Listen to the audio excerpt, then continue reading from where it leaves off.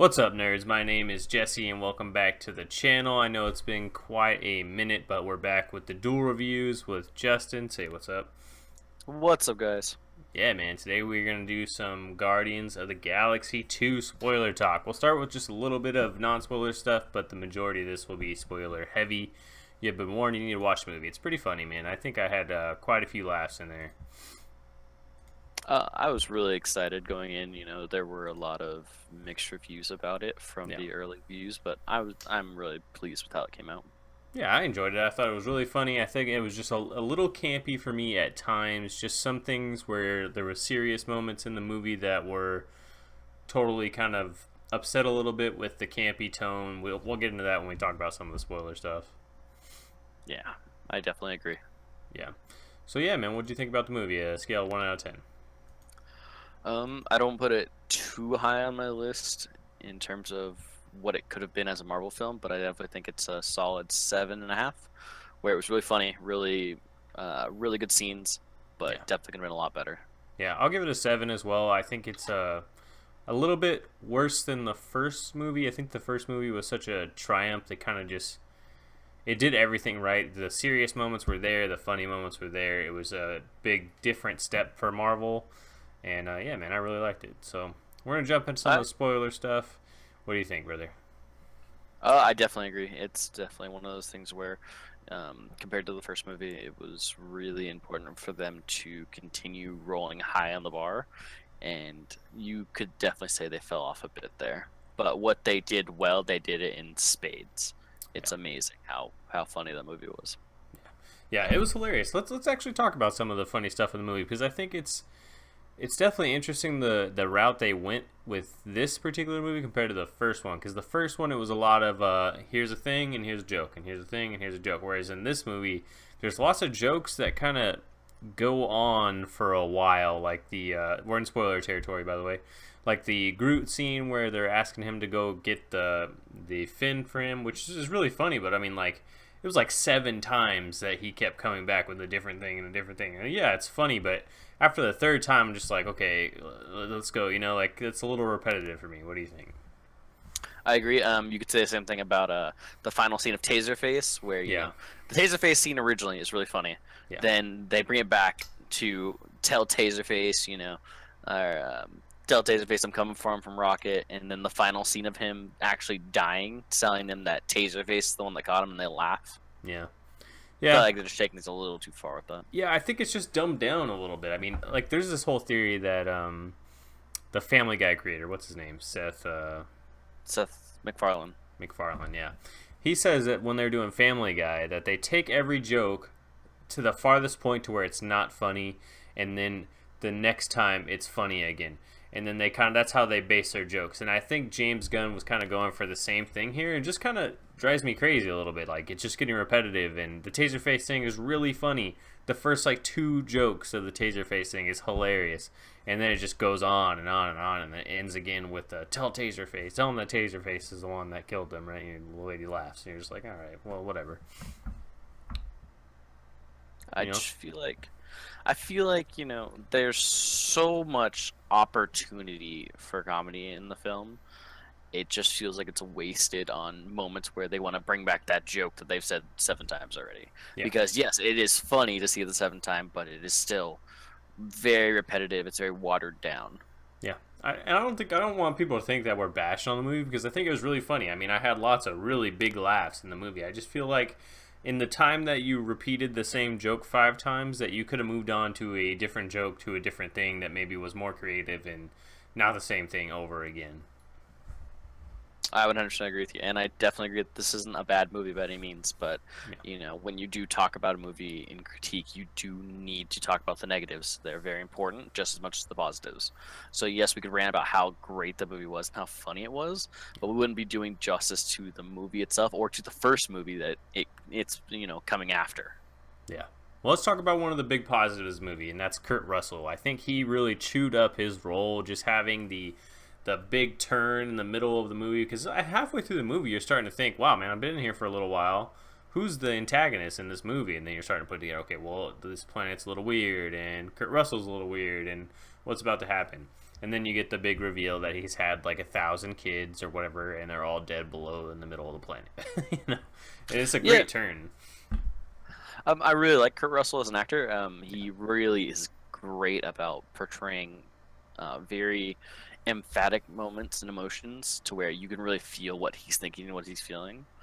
But the problem is, you know, you've seen Kurt Russell play so many bad guys that, you know, it's kind of worrisome to see him come into the film kind of out of nowhere, very strong. It's like, this I hope this isn't what I think it is, you know. I know he's going to be bad, but I'm hoping he's not. And you see all this good, and you can just feel this sour taste in the back of your mouth where you just know something's going to turn. I felt like it was set up pretty good, though, because you have the whole... Because you have at first, Peter doesn't want to go, Peter Quill doesn't want to go, and then Gamora convinces him to go, and then he gets there, and then, wow, this is pretty great. And then it flips to where Gamora is feeling like, wow, we need to get out of here. And he's like, no, you're the one that wanted me to stay here. So I felt like it set it up pretty good where you're like, okay, maybe this is a legit thing, you know? Yeah, I think they pushed it as far as they could. And I'll tell you, in terms of just the actual plot twist on it, I had no idea that it was going to be that big, you know? But you could still kind of feel that it was coming. And when you see all of the dead bodies come up. And I think I even turned to you before any of that happened. Like, I think I said to you in the theater, like, there's no way he's only found one person that he liked throughout the entire time. And those kind of sketchy, man. I thought it was good, though, because we see the dead bodies before we get the reveal that he's had, like, 1,000 children or whatever. Because you kind of think, okay, well, there's something weird about the planet, and we're drawing power from the core of the planet, and then you get this kind of shot of this core of dead bodies, and you're thinking, well, maybe that's the core, maybe he's drawing from dead people or whatever, and you're like, oh, okay, maybe it's something else. And then when you get I like the really like the vignettes of him, like it's like this like picture thing where it shows him with all his prior lovers, and it clips and there's more, and it clips and there's more, and it clips and there's more. It's like a really cool vignette style of showing us instead of telling us how he's had so many relationships. I thought that was really cool. I think it was really well made as well. Like the design, the actual animation of it was great, and it really gives tale to like how deep they're going into these films to make sure everything is exactly how it should be. Yeah, and I think there's lots of good stuff in this movie. There's lots of really deep stuff. You get the whole Rocket and God damn it, what's the Ravager guy's name? Yondu. Okay. You get the whole Rocket and Yondu storyline subplot where they're kind of very similar. They're kind of assholes because they were treated so bad when they were younger. So there is some like deeper stuff in this movie. You get the Chris Pratt, never had a father storyline subplot, and then the sister subplot as well. There's a lot of like duality in this story, and it all wraps up with the line from Peter Quill that the person you were looking for was standing right next to you the whole time with him and Yondu, and the same thing with Gamora and Nebula, and the same thing with him and Rocket as well. Yeah, I think it was really deep to listen to Yondu talk about Rocket and see that that moment of weakness from Rocket where he's really starting to open up, like he doesn't want it to be true, like you don't know who I am, right? And he absolutely does. Yeah, right. They're the same person, and that's really cool. I really like that stuff. I just feel like with the amount of really soft and deep moments there were, I thought that maybe you could have done just a little bit more with it, because the thing in this movie is there's no antagonist until 3/4 of the way through the movie, because that's when Kurt Russell turns into the antagonist. And the red herring of the sovereign country or whatever, it's really undercut with all the humor that's in the sovereign country, with the rolling out the blue carpet in the snow, and you're kind of taking them as a joke, right? And they're kind of supposed to be the red herring until Kurt Russell turns, and it just didn't work for me personally. They just didn't feel like a very strong there's no threat to them, Yeah, like they're playing a video game to chase him down, like, and then right. it felt like very humorous instead of actual threatening. Yeah. So I kind of knew, like, there's no way that they're gonna stop them. There's no way they're actually gonna do any real damage. They're just not meant to. Right. I mean, they're just there as filler, and it's just one of the things that I was talking about earlier with when there's serious moments and it's undercut by humor. Sometimes it takes away all of the levity from the situation. So undercutting Sovereign with a bunch of funny moments about him and the Queen flirting, and they're all playing video game spaceships with pew pew sounds, and the blue carpet, and the girl laughing at Taserface. It takes all of the stakes away from the movie. I really agree that it's taking things way too far and not giving the movie enough room to shine with what it's meant to be. Yeah. And I think it was really funny. Like, if your goal was to make everybody in the theater laugh for 80% of the movie, you accomplished that, no problem. There was lots of huge laughs in the theater, and that always makes you want to laugh more because everybody else is having a great time. And yeah, I mean, I really laughed at this movie. I just feel like there was some great times where you could have had some real serious, real stakes in the movie, and maybe you weren't shooting for that, and that's, maybe it's unfair for me to criticize it that way. I think you have to criticize it that way, though, because, at the end of the day, this is a Marvel Cinematic Universe movie. Right. It's supposed to be funny, that's what Marvel has built their, the universe off of, but it's supposed to be very serious as well, and it's supposed to levy both. Right. And I feel like this movie did not do that. Yeah, it was very one-sided, and until 3/4 of the way through the movie, you really just don't know what's going to happen. You're just kind of like along for the ride until the Kurt Russell turn. And I think without Kurt Russell in this film, maybe a lesser actor as Ego the Planet, maybe this movie even gets worse reviews because you don't have the gravitas of Kurt Russell really turning this into like, hey, I'm a villain in this fucking movie, Yeah. Yeah, I think that a lot of credit has to go to him because, when you look at what type of character he's playing a character that's very serious and very evil in a comedy movie, and he does it really well. Yeah, really well. I also think the girl with the antenna, God, what was Mantis. her name? Mantis. Yeah, okay. I really think her character also kind of brings a little bit because she's playing that, like, she knows everything there is to know about Ego, and then she knows about the dead children in the pit. I think that kind of helps push the story along as well. Yeah, I really agree, but I feel like, once again, that's another character where, yeah, she's, she could be serious at times. She's funny, with her jokes with Drax, but yeah. I feel like she should be a real centerpiece to us finding out what's going on, and we don't really find out much of anything from her. Like, what she starts explaining when, we start to get to the serious moments, we've already seen it through the eyes of Gamora. Right. Well, I mean, we didn't know exactly what it was, and it was going to get revealed in a vignette in 5 minutes by Kurt Russell, so, I mean, I don't know. I mean, I think there was some stuff there that she could have done a little bit better, but for the most part, I liked her in the film. Dave Bautista as Drax has some of the funniest things in this movie. Like, you can't deny that his comic timing is incredible, and he's hilarious. I definitely agree. He's a very nice breath of fresh air into the film, where it's very easy to look at a conversation as a normal person and know where the conversation is typically heading. Yeah. And with Drax, there's always that, airhead moment where you know what he's going to say, and then he says what you think no one would ever say. Yeah, right. Yeah, he's a great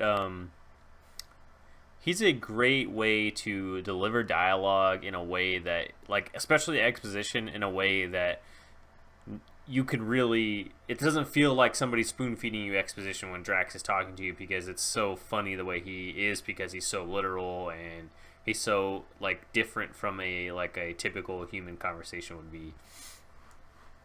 Yeah, no, I really agree.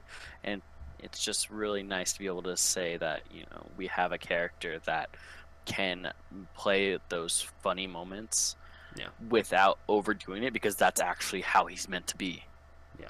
Yeah, let's talk about another super great moment in the movie that kind of does bring some stakes into the movie, which is the Yondu subplot.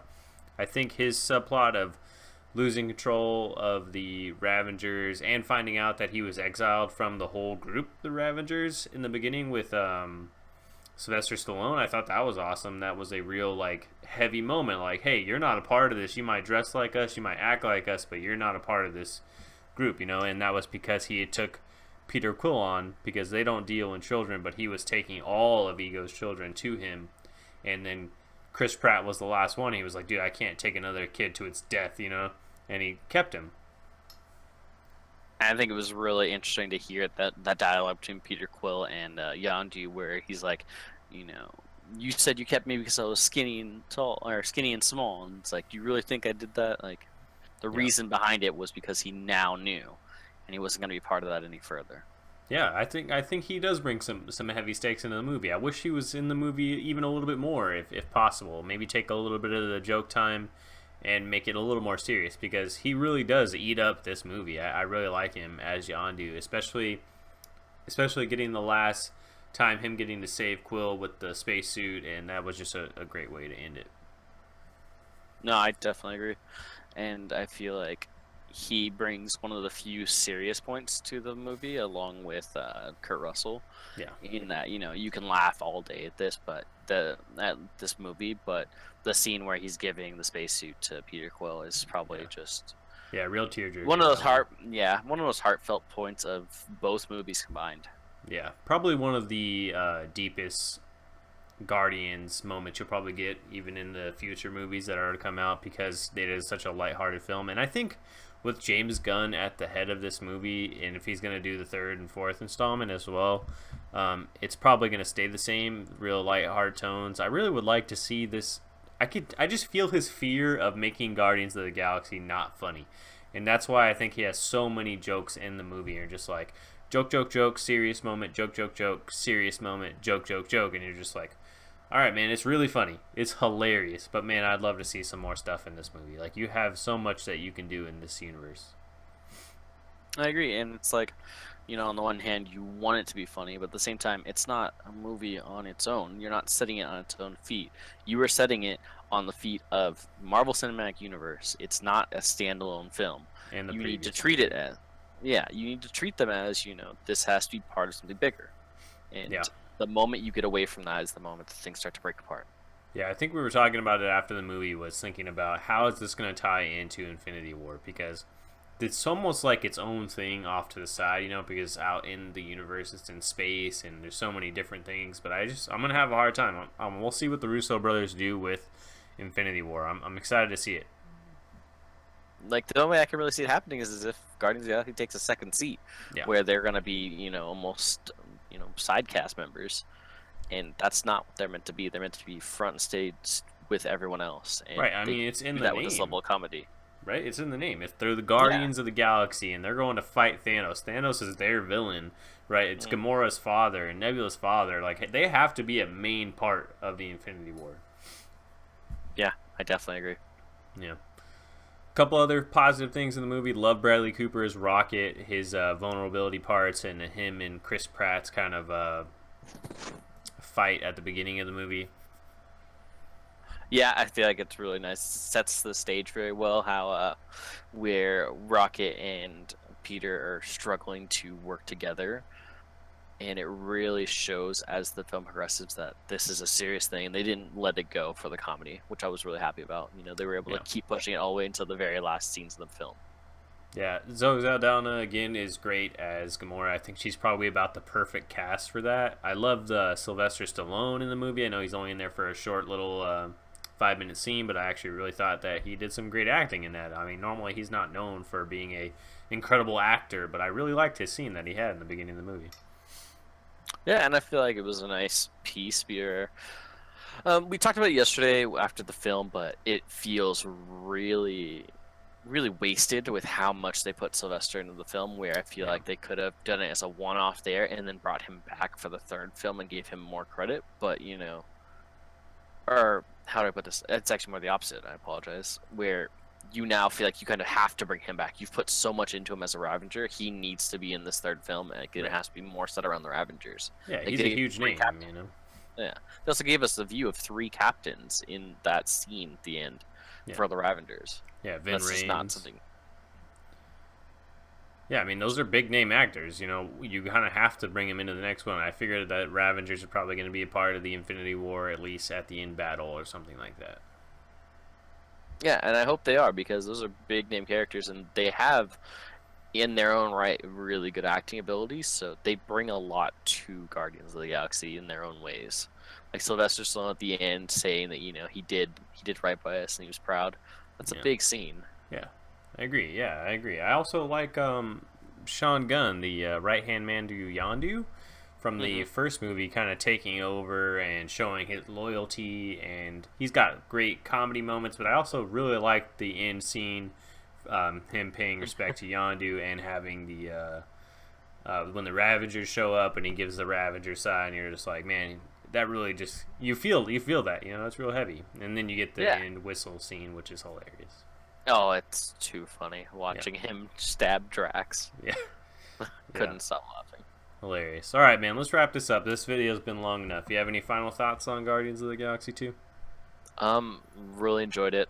Think it was a little too funny at times, but you know, in terms of a film that needed that comedy background for what it was as Guardians of the Galaxy, I think it did really well. I hope to see Guardians of the Galaxy 3 get a little more serious, but at what we're seeing right now, I doubt it. Yeah, I'm in the same boat. If James Gunn's goal was to make everybody laugh in the theater, mission accomplished. If his goal was to make people feel the stakes of this movie, I think it failed a little bit. So for me, it's 7 out of 10. I still think it's a great film. You know, it's definitely worth the watch, especially if you're a popcorn eating, you know, moviegoer that doesn't really care too much about the Marvel Cinematic Universe or anything like that. Go enjoy the movie, laugh your ass off because it is hilarious. For this, we can't wait to do the next one. I'd probably be Infinity War or maybe Wonder Woman or something like that. Whatever comes out next. What is coming out next? Let's check while we're on this. Wonder Woman, I'm pretty sure.